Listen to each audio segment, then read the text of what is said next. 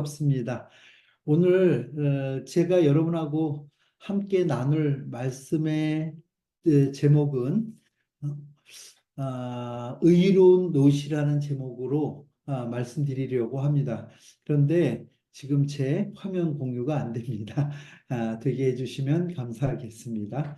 아, 의로운 노 어떻게 보면 우리가 생각할 때 조금 생소한 제목일 수 있다 하는 것이 롯이 의로웠나 하는 그런 생각을 할 수도 있고요. 또 우리가 소돔과 고모라 그러면은 어떤 멸망의 상징, 지옥의 상징으로 그동안 들어왔는데 오늘 말씀이 의로운 롯이다 이렇게 표현하는 그 자체만으로도 우리가 종래에 생각했던 그 이 롯에 대한 생각 또 혹은 그 소돔과 고모라에 대한 생각 이것이 생각과는 조금 차이가 있는 그런 이야기라고 할 수 있습니다. 여러분 이제 제 화면이 공유되었죠? 여러분? 네, 예, 감사합니다. 제 마이크 소리 잘 들리나요? 지금 마이크에 문제가 네, 있다. 예. 감이 멀리 들린다고요. 이 방이라 조금 울려서 그런 것 같습니다. 그래서 저희가 오늘 보고자 하는 것은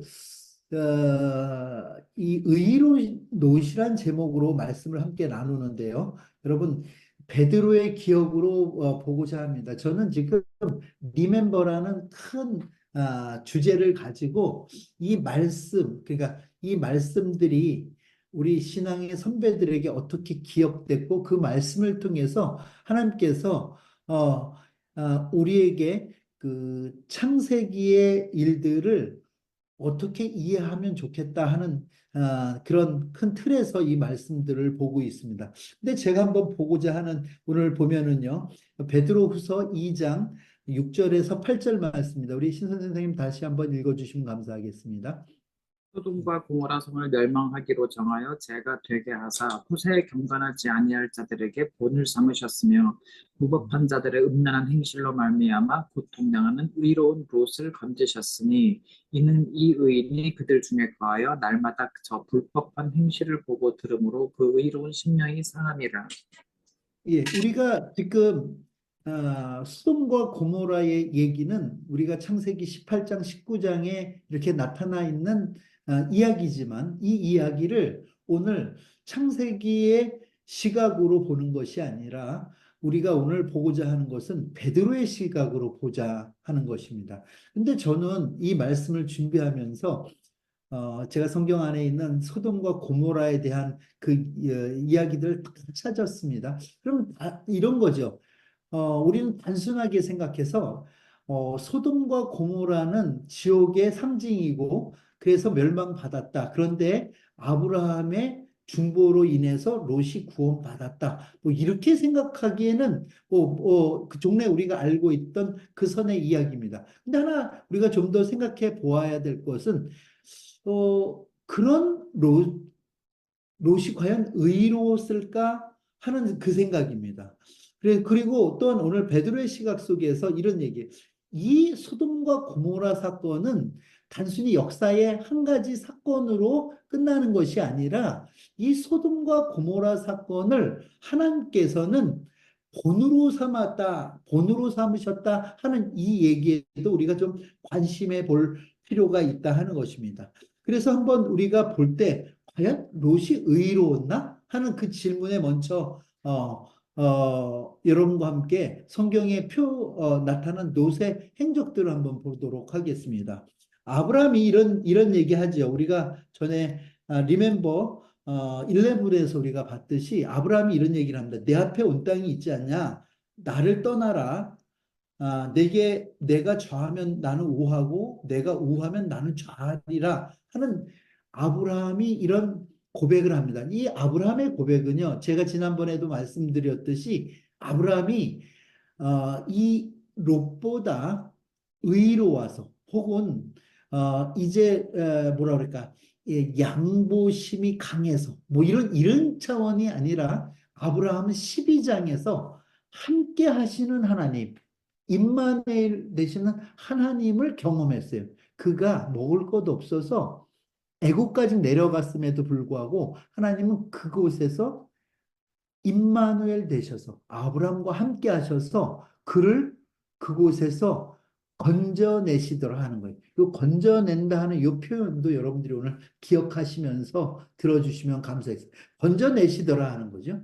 그런 아브라함에게는 더 이상 좌냐 우냐 내가 어디로 가느냐의 문제가 아니라 내가 가는 곳에 나와 이미 함께 해주시는 하나님께서 함께 동행해 주신다는 그 확신이 있었어요. 그러니까 이거는 믿음의 표현이죠. 뭐예요? 좌든 우든 뭐 영어로 표현 doesn't matter. 나는 어디로 가도 상관없다. 나에게는 내가 가는 곳에 하나님이 함께 하신다는 그 하나님이 함께 하신 때는 영적 자존감이 그로 하여금 그 포기를 할 수 있었다 하는 거죠.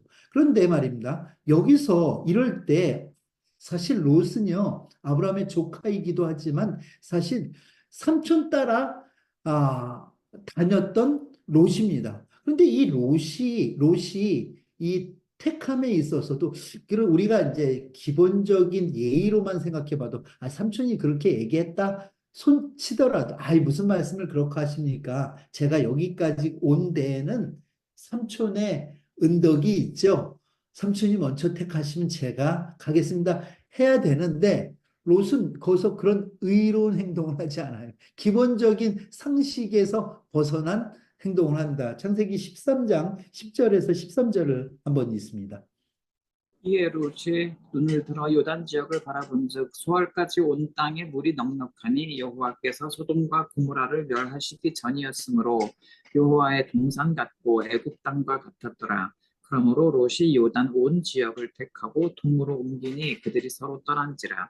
아브람은 가나안 땅에 거주하였고 롯은 그 지역의 도시들에 머무르며 그 장막을 옮겨 소돔까지 이르렀더라. 소돔 사람은 여호와 앞에서 악하며 큰 죄인이었더라. 이렇게 마칩니다. 여러분 여기를 조금 우리가 더 보면은 이런 것입니다. 지금 여러분 어떻게 롯이 이 요단 지역을 볼 때 그 눈에 물이 넉넉하고 또 소돔과 고모라를 멸하시기 전이기 때문에 그쪽이 물이 넉넉한 여러분 사막지대에서 물이 넉넉하고 여호와의 동산 같고 이건 다시 바꾸고 얘기한다면 에덴 같고 이런 표현이기도 합니다. 또 애굽 땅과 같았더라 하는 여러분 애굽을 경험하지 않았었습니까? 언제요? 먹을 것이 없어서 삼촌 아브라함과 함께 애굽에 내려갔다 많은 육축을 끌고 나오지 않았어요? 그 애굽에 잘 사는 것들을 봤어요. 그러니까 지금 롯이 땅을 차지하는 그 기준에 있어서는 뭐 한마디로 표현하면 이생의 안목, 눈에 보이는 세상적 가치를 따라서 롯은 동쪽으로 가더라는 거죠. 여기에 보면요, 여기에 보면 롯이 택한 이 동쪽 지역, 요단 지역 이곳은 여러분 거기에서 머물렀을 뿐만 아니라 그는 동으로 옮기고 또 그 동에서 다시 장막을 소돔까지 이뤘어요. 이 소돔은 이 성경이 13장에서 뭐라고 얘기하냐면 소돔 사람은 여호와 앞에서 악함으로 큰 죄인이었더라고 표현하는 그 죄악의 자리까지 내려가는 것을 봅니다. 여러분 우리가 에덴의 동쪽 하면서 제가 말씀을 전할 때 이런 말씀하지 않았습니까? 아담이 에덴에서 쫓겨나 간 곳도 에덴의 동쪽이었고요. 가인이 죄를 짓고 간 곳도 동쪽이었고요. 그 다음에 홍수 후에 바벨을 짓는 그 인간 군상들이 찾아간 곳도 동쪽이었는데 지금 여러분 아직 롯에 대한 구체적인 얘기가 나오지 않는 13장에서 이가 택한 것도 동쪽이다 하는 이 얘기는 무엇을 의미하냐면 하나님을 저버린 인생들이 살아가는 이 다시 바꿔 이게 힘의 논리와 세상의 금은보화 눈의 안목 이생의 정욕을 따라가는 자들의 행태를 성경은 뭐라고 얘기하면 동쪽으로 간 자들을 그런 의미로 사용하고 있습니다. 그러니까 우리가 볼 것은 이 동쪽으로 옮겼다 하는 이것이 의미하는 것이 단순히 우리가 동서남북 향방 중에 한쪽이라기보다는 하나님을 저버린 인생, 그러니까 그쪽에 소돔 사람이 여호와 앞에서 악하다는 이야기가 있습니다. 이런 이생의 안목을 따라 세상의 가치를 추구하고 살아가는 사람들에게로 나아간 여러분, 롯이 의롭습니까? 의롭습니까? 의롭지 않죠? 그렇죠? 자, 제가 지금은 롯이 의롭지 않은 일들을 성경에서 찾아내는 겁니다. 그의 행동을. 창세기 19장 4절에서 8절입니다. 롯을 부르고 그에게 이르되 오늘 밤에 내게 온 사람들이 어디 있느냐 이끌어내라 우리가 그들을 상관하리라. 롯이 문 밖에 무리에게로 나가서 뒤로 문을 닫고 이르되 청하노니 내 형제들아 이런 악을 행하지 말라. 내게 남자를 가까이 하지 아니한 두 딸이 있노라. 청하건대 내가 그들을 너희에게로 이끌어내리니 너희 눈에 좋을 대로 그들에게 행하고 이 사람들은 내 집에 들어왔은즉 이 사람들에게는 아무 일도 저지르지 마라. 저지르지 말라. 예, 여러분, 이 얘기도 롯의 의로운 행동입니까? 그렇죠. 여러분, 요 전 18장에는 아브라함이 이 천사들을 접대하는 그 내용들이 나옵니다. 아브라함도 이 천사들의 말을 그렇게 신빙성 있게 받아들이진 않습니다. 그런데 아브라함은 이 소돔과 고모라가 멸망할 것을 알고 의인을 찾아 구원할 것을 그들에게 이야기합니다. 그 행동으로 보면은요. 그런데 여러분, 이, 지금 창세기 19장에서 롯이 보여주는 행동은 과연 하나님 신앙 가진 자가 행할 행동이냐 하는 것입니까? 오종환 목사님께 묻겠습니다. 오종환 목사님이 이런 위기에 처한다면 오 하나님을 내놓으시겠습니까? 절대로 안 되죠. 절대로. 예. 그러니까 이 일은 지금 아무리 롯이 소돔에 산다 할지라도 이것은 행해서는 안 될 그런 일이라 하는 거죠. 이 얘기는 다시 바꿔 얘기할 때 하나님에 대한 두려움, 영적 감각조차도 없다 하는 거예요. 이 얘기는 소돔 그 문화에 동화되어 있는 롯의 모습을 보여줘요. 이런 롯이 의롭습니까? 아니죠. 롯이 한 짓거리는 다 이런 얘기들입니다. 죄송합니다. 짓거리란 표현은. 19장 14절입니다. 롯이 나가서 그 딸들과 결혼할 사위들에게 말하여 이르기를 여호와께서 이 성을 멸하실 터이니 너희는 일어나 이곳에서 떠나라 하되 그의 사위들은 농담으로 여겼더라. 예, 여기 농담으로 여겼다 하는 이 얘기가 어떻게 보면 우리는 하나님의 말씀을 농담으로 여긴 사위들에게 문제가 있다 이렇게도 생각할 수도 있지만 여러분 이거는 사위 그러면 아버지잖아요. 사위에게 장인은 장인의 말에 전혀 영적인 권위가 없어요. 그렇죠? 농담을 많이 하셔서 그런 건지 평소에 그거라기보다는 제가 볼 때는 그의 삶 또 그의 말이 일치하지 않았기 때문에 우리는 이건 유추하는 거지만 그러니까 우리 합리적 의심을 한다면 사위도 그 롯을 볼 때 존경 혹은 그의 권위에 대한 순종과 복종을 할 수 있는 그런 사람은 아니었다는 거죠. 여기 사위들 있는 분들 있습니까? 저는 아직 사위가 없는데 제가 제 사위가 없으니까 아들에게 어떤 얘기를 할 때 이건 절대절명의 얘기 아닙니까? 하나님께서 심판에 관한 성을 멸하시는 이야기인데도 불구하고 그들이 농담으로 여겼다면은 이것은 사위들의 문제일 수도 있지만 그런 삶을 살았던 그 아비 롯의 문제일 수도 있다는 거죠. 이걸 의롭다고 여길 수는 또 없지 않았나. 그런가 하면 창세기 19장 17절에서 20절입니다. 그 사람들이 그들을 밖으로 이끌어낸 후에 이르되 도망하여 생명을 보존하라. 돌아보거나 들에 머물지 말고 산으로 도망하여 멸망함을 면하라. 롯이 그들에게 이르되 내 주여 그리마옵소서.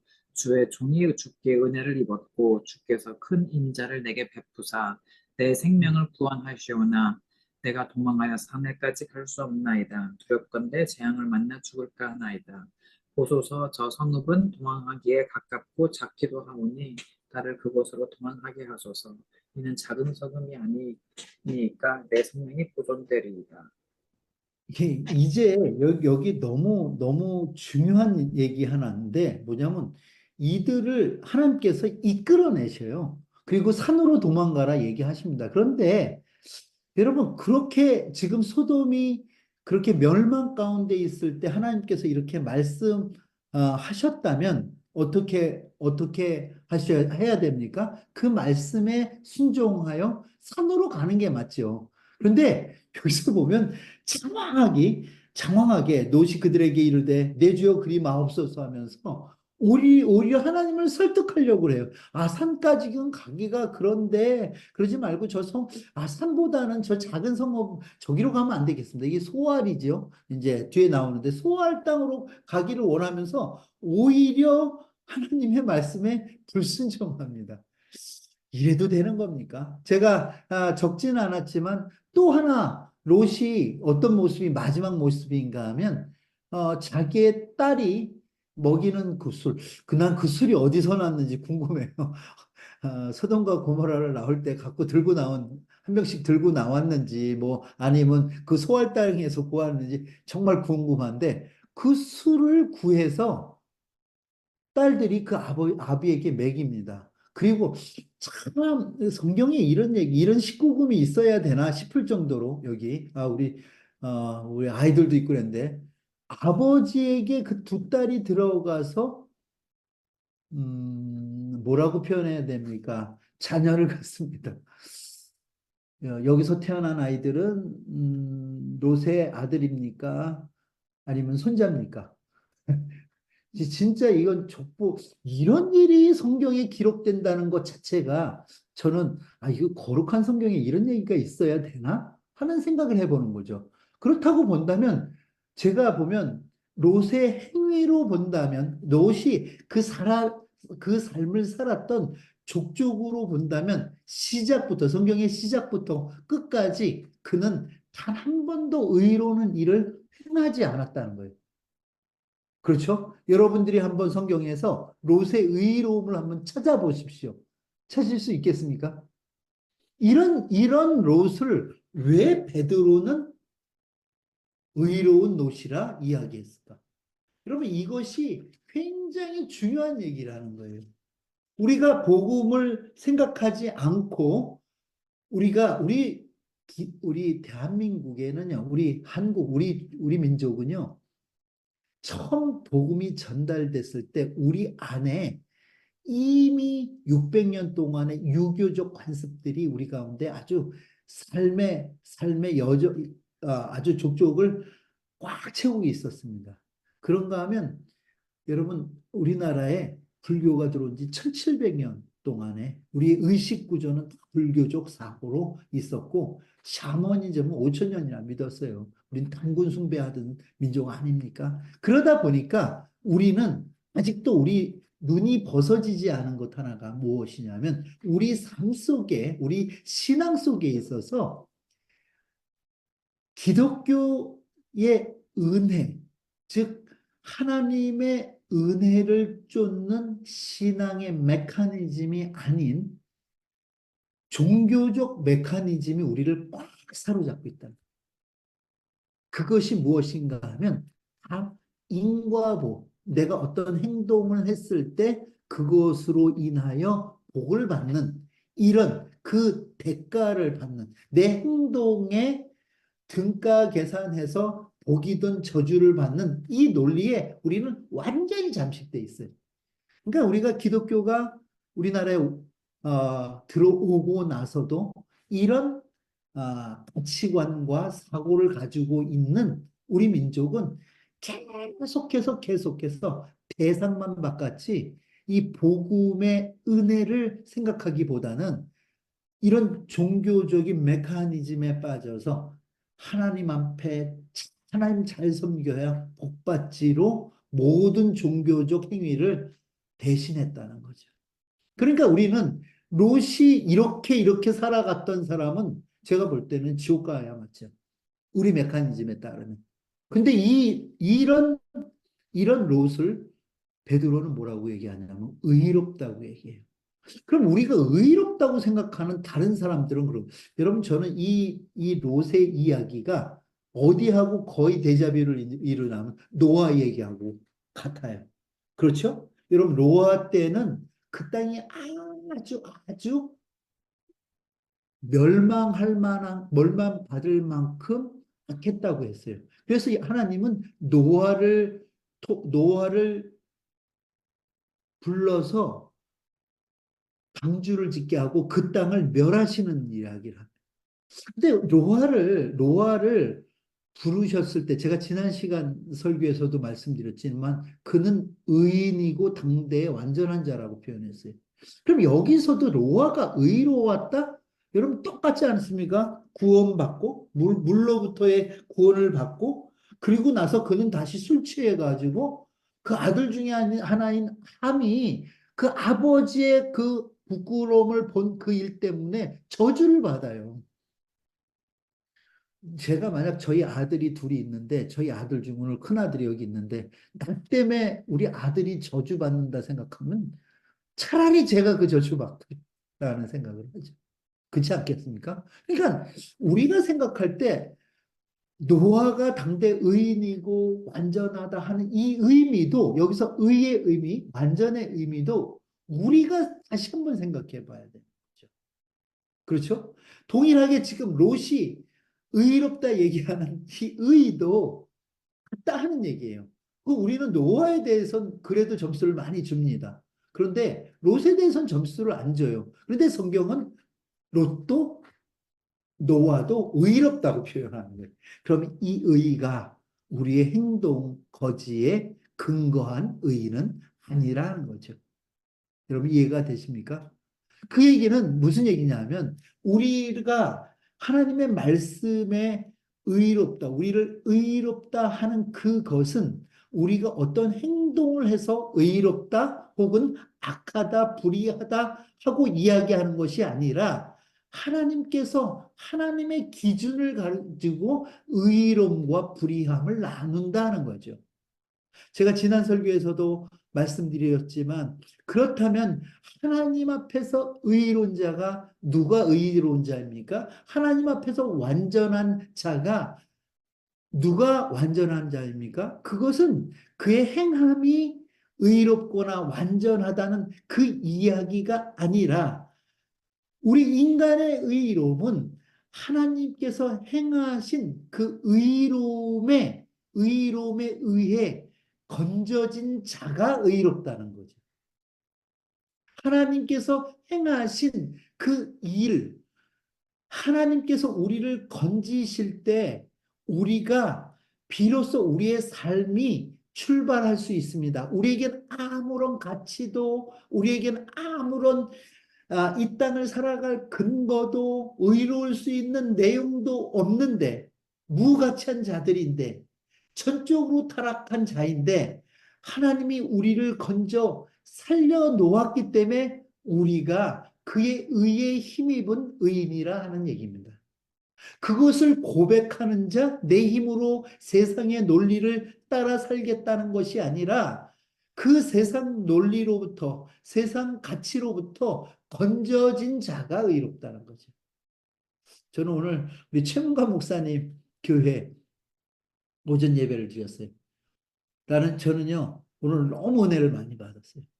진짜 복음이 무엇인가 하는 복음의 진수를 말씀하시더라고요. 우리가 우리의 삶을 이야기하는 것은 우리의 죽음 가운데 있는 모든 인간, 죽음 가운데 있는 인간을 건져 살려놓은 그때부터 시작한다는 진짜 이 시대에 듣기 어려운 복음을 오늘 아침에 들었어요. 너무 감사했어요. 난 그 성도들이 참 복된 성도다 하는 생각을 했어요. 근데 자꾸 우리는 이 시대에 복음을 자꾸 우리가 했던 어떤 행위, 그거의 어떤 결과라고 생각해요. 여러분, 복음이 뭐, 이방겔리온이라는 말 자체는 내가 했던 어떤 일이 나에게 영향을 미치는 게 아니라 나와 무관했던 어떤 것이, 어떤 일이 나에게, 이 전쟁의 승리잖아요. 난 전쟁에 가서 싸우지 않았는데도 그 전쟁의 결과가 나에게 어떤 영향을 미친 그것이 이 복음 아닙니까? 그래서 이 기쁜 소식 아닙니까? 복된 소식이 아니라 이 기쁜 소식을 우린 들은 자잖아요. 건진 받은 자. 그래서 오늘도 베드로는 그렇게 표현하지 않습니까? 소돔에서 하나님께서 롯을 건져내었다. 건져내었기 때문에 그 의로운 일에, 하나님이 하신 그 의로운 일에 이펙트를 받았으니까, 영향을 받았으니까 그가 의인이라고 표현하는 거 아니겠습니까? 여러분, 우리가 우리의 의로움을 우리에서 행위에서 찾으려고 한다면 여러분, 그건 기독교가 아니라는 생각을 합니다. 또한 여기서 요 표현이 오해가 있다는 생각을 해요. 하나님께서 롯을 건져내는데 아브라함을 생각해서 롯을 건졌다는 표현이 있어요.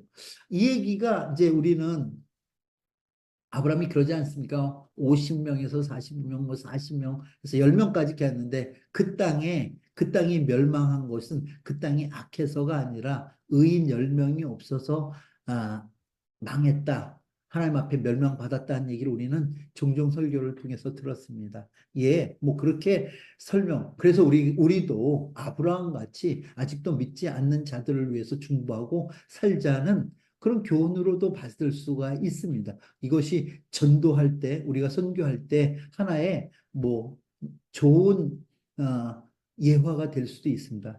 근데 여기서 아브라함을 생각하사, 그러니까 이 말씀의 주체가 아브라함에게 어떤 의미가 있다고 생각합니다. 근데 여러분 말입니다. 이것을 아브라함을 생각하신 분이 누구십니까? 아브라함이 중보했기 때문에 여러분 롯을 구해준 겁니까? 그 얘기입니까, 여러분? 여러분, 하나님께서 왜 아브라함을 생각했을까요? 여기서 우리는 잘못 생각하는 게 뭐냐면 아브라함이 롯을 구하기 위한 그 중보가 롯을 살렸다고 생각할 수도 있습니다. 근데 여기서 하나님께서 왜 아브라함을 생각했을까요? 아브라함과의 무엇을 생각했을까요? 저는 그렇게 생각하지 않아요. 아브라함을 생각했던 것은 하나님께서 아브라함과 맺었던 언약을 생각했던 거죠. 창세기 15장에서 맺었던 언약. 여러분, 할례의 언약 아니었어요? 갈라짐의 언약 아니었습니까? 내가 지키겠다 하는 거예요. 그거 아니었습니까? 그렇죠. 17장에서 그의 표피를 갈라, 야, 기억해라 하는 거 아니었습니까? 그 할례의 언약. 그리고 그것이 다시 롯을 구원할 때 아브라함을 생각했다 하는 이 얘기가 단순히 아브라함이 롯에 대한 신원을, 그가 그 중보함을 구했다는 것입니까? 저는 그렇게 보지 않습니다. 왜 그런가 하면, 여러분, 아브라함을 생각해서 롯을 구해 놓는, 어찌 보면 그 구원받은 롯은 마치 노아가 구원받고 나서 자기 아들 중에 하나를 저주의 자리에 떨어뜨리는 것과 같은 그 실수로 인해서 이게 아들인지 손자인지 모르는 모압과 누굽니까? 암몬과 모압 자손과 암몬 자손의 그 조상이 되는 그들을 베냐민입니까? 이들을 태어나게 하는 이 실수의 자리까지 가더라 하는 거예요.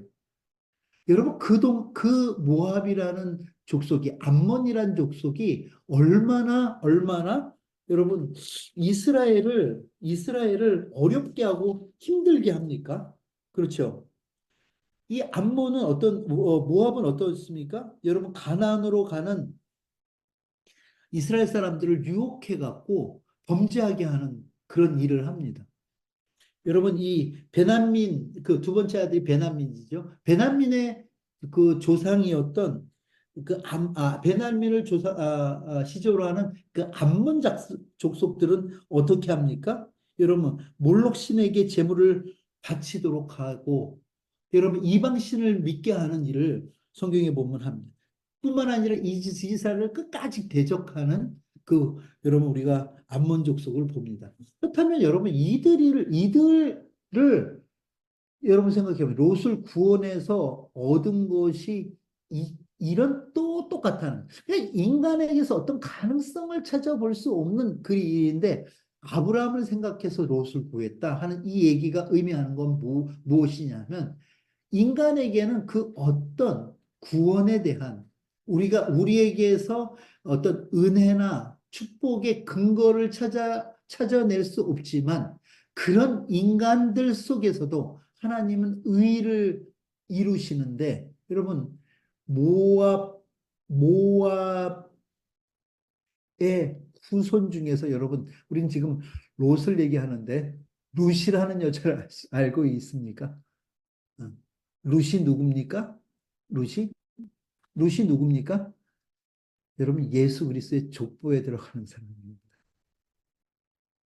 여러분 이 얘기는 무슨 얘기냐면 인간이 이 땅에 배설해 놓을 수 있는 건 죄밖에 없습니다. 근데 그 안에서도 하나님은 의를 이루어가는 거예요. 아브라함을 생각해서 롯을 구원한 그 롯이 잘 살아서 하나님의 뜻에 온전히 합당하게 살아서 그 하나님의 생각이 옳았어로 우리가 너무 쉽게 생각하면 안 된다는 거예요. 아브라함의 중보가 롯을 살렸어로 그냥 너무 쉽게 생각하면 안 되는 거예요. 하나님은 알아요. 롯이 그 죄질 것도 알지만 그 죄 가운데서 마치 진흙탕 속에서 연꽃이 피어나는 것처럼 그 하나님을 대적하는 이 세상 속에서 올곧이 하나님은 하나님의 일을 이루셔서 의를 이루어갈 뿐만 아니라 그 의의 결과로 우리를 자녀로 한 사람 한 사람 부르고 계시다는 이 놀라운 신비 아닙니까? 이 얘기를 우리가 그냥 아브라함이 중보하니까 롯이 살아난 것처럼 우리 구원받은 것처럼 구원받은 롯이 하나님 뜻대로 살았냐고요. 아니잖아요. 그런 얘기 하자는 게 아니잖아요. 그게 아니라 여러분 아브라함을 하나님께서 생각하는 것은 아브라함의 중보라기보다는 아브라함과 하나님이 하신 그 약속 너를 통해서 열방이 주께 돌아온다는 그 약속을 이루어 가시는 하나님의 약속을 하나님이 기억하고 마치 하나님께서 무지개를 하나님이 보시고 하나님이 그 무지개를 보시고 심판하지 않는 것과 같은 그 이야기를 성경은 계속해 가고 있다는 것을 여러분 기억하시길 바랍니다. 13장 10절에서 죄송합니다. 17절 이거는 19장입니다. 18장입니다. 죄송합니다. 18장 17절에서 19절입니다. 네, 여호와께서 이르시되 내가 하려는 것을 아브라함에게 숨기겠느냐. 아브라함은 강대한 나라가 되고 천하 만민은 그로 말미암아 복을 받게 될 것이 아니냐. 내가 그로 그 자식과 건속에게 명하여 여호와의 도를 지켜 의와 공도를 행하게 하려고 그를 택하였나니 이는 나 여호와가 아브라함에게 대하여 말한 일을 이루려 함이니라. 예, 왜 아브라함에게 하나님께서는 이 18장에서 이 얘기를 하시냐면 아브라함에게는 내가 할 일들을 알리겠다는 거예요. 그러니까 아브라함의 의는 하나님이 행하시고자 하시는 그 일을 아는 게 의예요.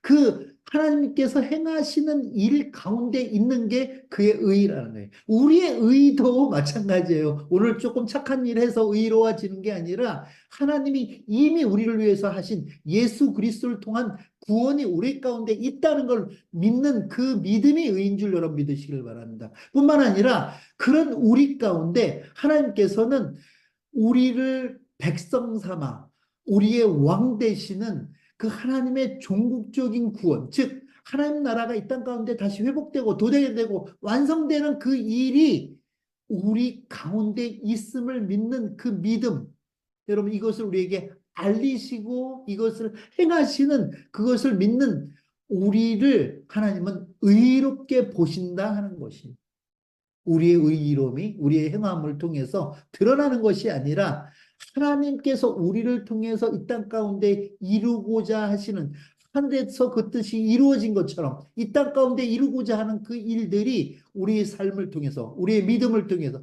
하나님이 행하실 일을 그 믿는 믿음으로 우리가 살아가는 그것을 하나님은 의로 여겨주신다. 이명재 목사님은 전혀 의롭지가 않습니다. 나한테 약속한 것도 안 지키고 막 그렇습니다. 그런데 하나님은 이명재 목사님을 의롭게 여기십니다. 오종환 목사는 더합니다. 그런데도 하나님은 의로운 오종환 이렇게 얘기를 하십니다. 왜요? 왜요? 그 근거를, 의의 근거를 오종환, 이명재에게서 찾지 않으시고 신승철에게서 찾지 않으시고 하나님이 신승철을 위해서 하신 일에서, 예수 그리스도께서 우리를 위하여 대신 죽으신 그의 일에서, 찢겨짐과 그 갈라짐 속에서 우리의 의를 찾으시기 때문에 여러분, 우리를 의로운 오종환, 의로운 신승철, 의로운 이명재, 의로운 최명관이라 불러주신다는 것을 여러분 기억하시기를 바랍니다.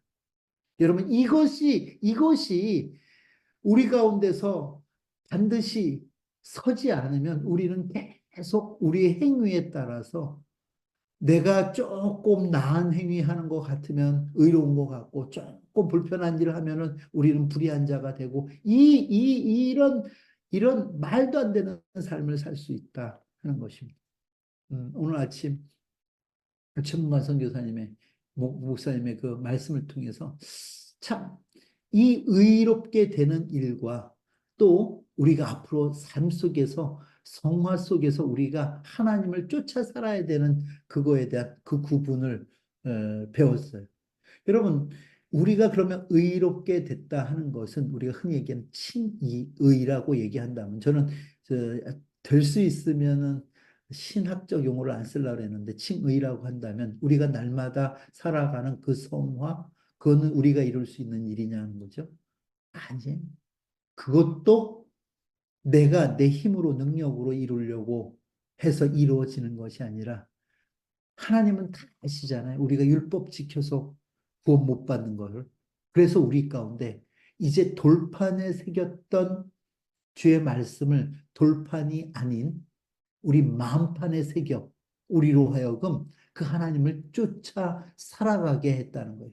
우리 가운데 새로운 욕구를 주셨다는 거예요. 주님의 말씀을 따르자. 이 욕구가 무엇입니까? 바로 우리 가운데 성령을 부어주셔서 그 성령으로 하여금 성령의 소욕을 쫓아 우리가 그 이 의를 이루며 살아가는, 그 출발이 뭡니까? 그렇습니다. 예수가 내 주인입니다 하는 그 고백, 성령을 통해서 우리에게 하실 뿐만 아니라 내가 아무 가치 없습니다. 나는 예수와 함께 죽은 자입니다. 이제 다시 사는 것은 나를 통해서 예수가 사는 겁니다 하는 그 고백을 따라 우리를 이 땅을 살게 하신다는 거죠. 여러분, 그렇다고 한다면 우리가 그 칭의 받는 것뿐만 아니라 우리가 성화되어 살아가는 그 것들도 올곧이 하나님께서 우리에게 행하셔 가는 일이라는 거죠. 여러분, 세상 다른 종교와 기독교가 다른 것은 바로 이런 부분이, 여러분 보면은 창세기 19장 27절입니다. 아브라함이 그 아침에 일찍 일어나 여호와 앞에 서 있던 곳에 이르러 소돔과 고모라와 그 온 지역을 향하여 눈을 들어 연기가 옹기 가마의 연기같이 치솟음을 보았더라. 하나님이 그 지역의 성을 멸하실 때, 곧 롯이 거주하는 성을 엎으실 때 하나님이 아브라함을 생각하사 롯을 그 엎으시는 중에 내보내셨더라. 여기에 생각하시면 단순히 그 아브라함이 하나님께 간구했기 때문이라기보다는 하나님은 아브라함과 한 약속들이 있다는 거죠. 그 약속과 언약에 근거해서 마치 무지개를 보듯이 했다는 거예요. 여러분, 신명기에서 이 얘기를 좀 더 확연하게 우리에게 알려줍니다. 무슨 얘기냐면 모세가 이제 이 사건들을 다 고쳐왔던 모세가 유언으로 얘기하는 것입니다. 29장 18절입니다. 너희 중에 남자나 여자나 가족이나 지파나 오늘 그 마음이 우리 하나님 여호와를 떠나서 그 모든 민족의 신들에게 가서 섬길까 염려하며 독초와 쑥의 뿌리가 너희 중에 생겨서 이 저주의 말을 듣고도 심중에 스스로 복을 빌어 이르기를 내가 내 마음이 완악하여 젖은 것과 마른 것이 멸망할지라도 내게는 평안이 있으리라 할까 하니라. 여호와는 이런 자를 사하지 않으실 뿐 아니라 그 위에 여호와의 분노와 질투의 불을 부으시며 또 이 책에 기록된 모든 저주를 그에게 더하실 것이라. 여호와께서 그의 이름을 천하에서 지워버리시되 여호와께서 곧 이스라엘 모든 지파 중에서 그를 구별하시고 이 율법책에 기록된 모든 언약의 저주대로 그에게 화를 더하시리라. 너희 뒤에 일어나는 너희의 자손과 멀리서 오는 객이 그 땅의 재앙과 여호와께서 그 땅에 유행시키는 질병을 보며 그 온 땅이 유황이 되며 소금이 되며 또 불에 타서 심지도 못하며 결실함도 없으며 거기에는 아무 풀도 나지 아니하니 옛적에 여호와께서 진노와 격분으로 멸하신 소돔과 고모라와 아드마와 스보임의 무너짐을 그 같음을 보고 물을 것이요.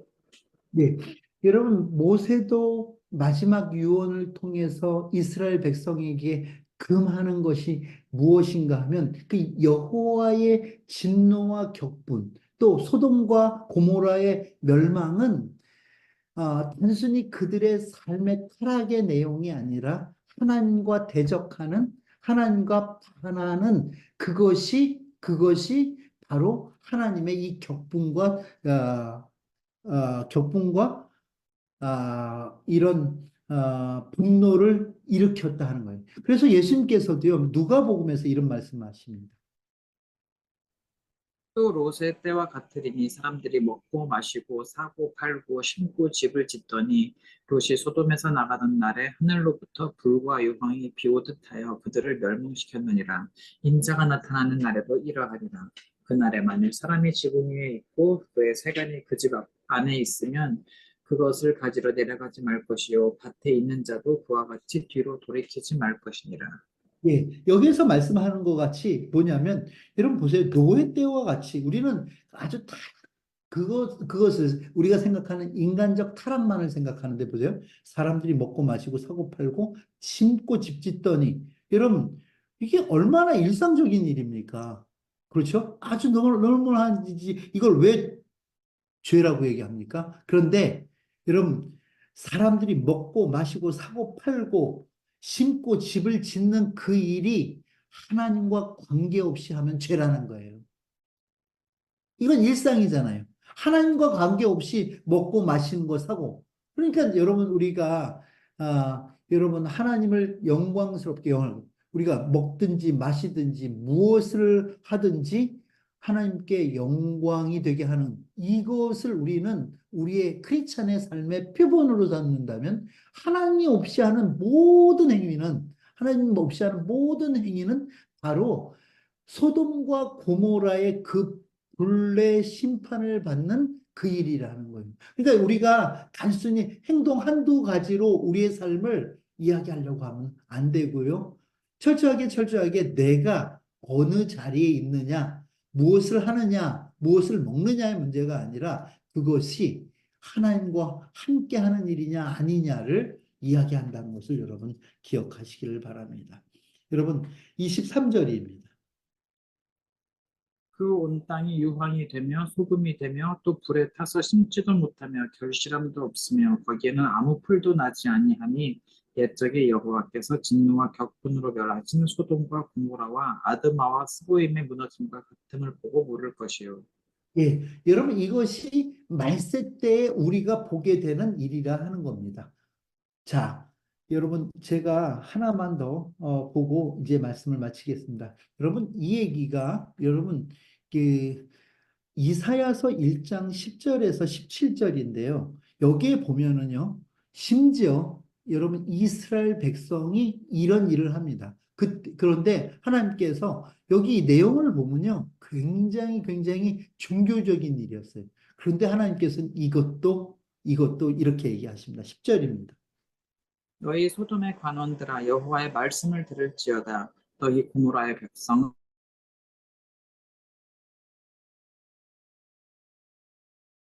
내게 무엇이 유익하뇨?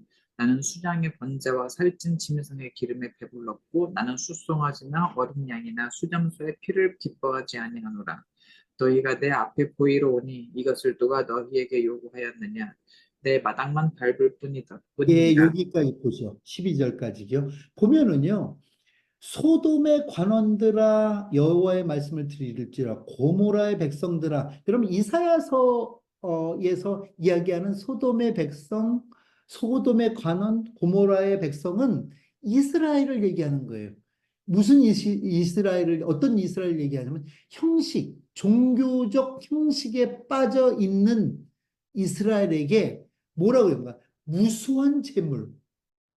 여러분 생각해 보세요. 무수한 재물을 드려야 복 받는다고 우리는 지금 배웠는데 무수한 재물이 내게 무슨 유익이 있냐? 수양의 번제와 살찐 짐승의 기름에 배불렀고 나는 수송아지와 나 어린 양이나 수소의 피를 기뻐하지 않는다고 얘기해요. 그러니까 그들이 하나님 앞에 무수히 갖다 드리는 그 재물을 기뻐하지 않는다고 그러는 거예요. 왜 기뻐하지 않은가요? 왜 기뻐하지 않 마치 롯의 삶과 같지 않았을까요? 예. 그 하나님을 알지만 하나님과 함께하지 않는 오히려 종교가 하나의 툴이 돼서 이제는 하나님과 흥정하는 거 아니겠어요, 이제는. 아, 제가 이번에 이런 죄를 졌으니까 이번에는 소 한 마리로 하겠습니다. 아이, 이번에 그렇게 큰 죄가 아닙니다. 이거는 비둘기 한 마리. 이런 하나님과 종교놀이 하는 거 아닙니까? 하나님이 원했던 것은 그런 것이 아닌데 말입니다. 마당만 밟을 뿐이다. 여러분. 그러면 자, 이제 말씀을 맺도록 하겠습니다. 하나님은 이런 헛된 재물 가져오지 말라고. 헛된 재물 가져오지 말라. 왜요? 이것으로 기뻐하시는 하나님이 아니라는 거예요. 그럼 어떻게 해요? 우리로 하여금 하나님께서 기뻐하시는 금식, 기뻐하시는 우리의 행위는 뭐냐면 우리가 죽어서 과부와 고아를 돌보는 그 일, 우리가 죽어져 이제 이타적인 삶을 살아가는 그 일, 세상을 섬기는 일, 아직 복음을 받지 않아 고통당하는 자들을 위하여 살아가는 일을 하나님께서는 예배로 받으신 우리의 경건이 하나님 앞에 행하는 어떤 종교 의식에 있지 않고 우리가 하나님과 관계하여서 내 유익이 아니라 나그네와 병자와 갇힌 자와 또 이 땅에 고통당하는 자들을 돌보는 그 일을 하나님께서 제사로 받으시겠다는 거예요. 근데 우리의 삶이 여러분 종교 행위에 머무르지 않기를 주의 이름으로 축원을 드립니다. 이 땅에 어떤 행위로 내가 오늘 주일날 교회 갔어, 11조 냈어, 이걸로 우리의 종교 생활이 끝났다고 생각한다면 이 이사야의 이 말씀을 들어야 되죠.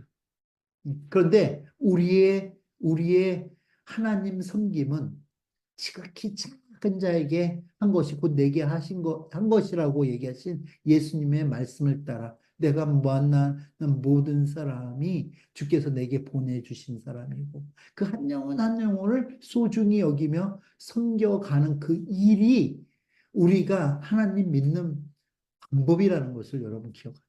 하나님의 믿음으로 사는 방법이라는 것을 제가 지난번 설교에 이런 표현을 했습니다. 여러분 한번 따라 하시겠습니까? 내가 가진 것으로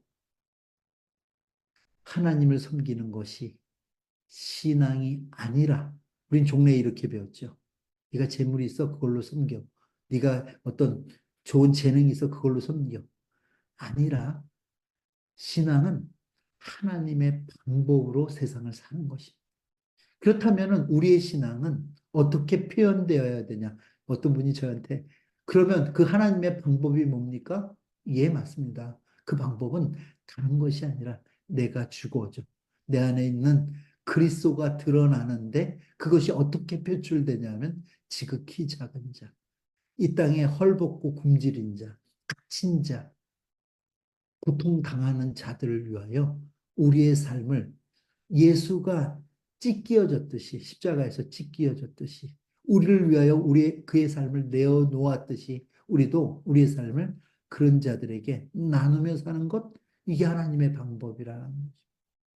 세상과 다른 가치를 가지고 세상의 힘의 논리, 물질의 논리가 아니라 그 세상의 논리와 다른 사랑의 논리로 생명의 논리로 이 땅을 살아가는 그 방법, 그 방법대로 살아가는 것이 우리가 이 땅을 사는 방법임을 여러분 믿으시기를 바랍니다. 예. 이제 말씀을 맺도록 하겠습니다. 오늘 주신 말씀 생각하면서 여러분 기도해 주시기를 바랍니다. 그렇습니다. 하나님, 우리가 이 땅을 사는 방법은 우리가 가진 것을 갖고 하나님을 섬겨서 그 복을 얻겠다는 것이 아니라 하나님께서 우리에게 주신 그 생명력, 이게 복이지 아닙니까? 르와흐 아닙니까? 이 하나님께서 우리에게 주신 바락, 이, 이 복을 가지고 이 땅에 작은 예수 되어서 이 땅을 섬기며 살아가는 것이 우리의 삶임을 우리가 고백합니다. 우리가 이 시간 들은 말씀 생각하면서 기도하겠습니다. 다 같이 기도하겠습니다. 하나님 앞에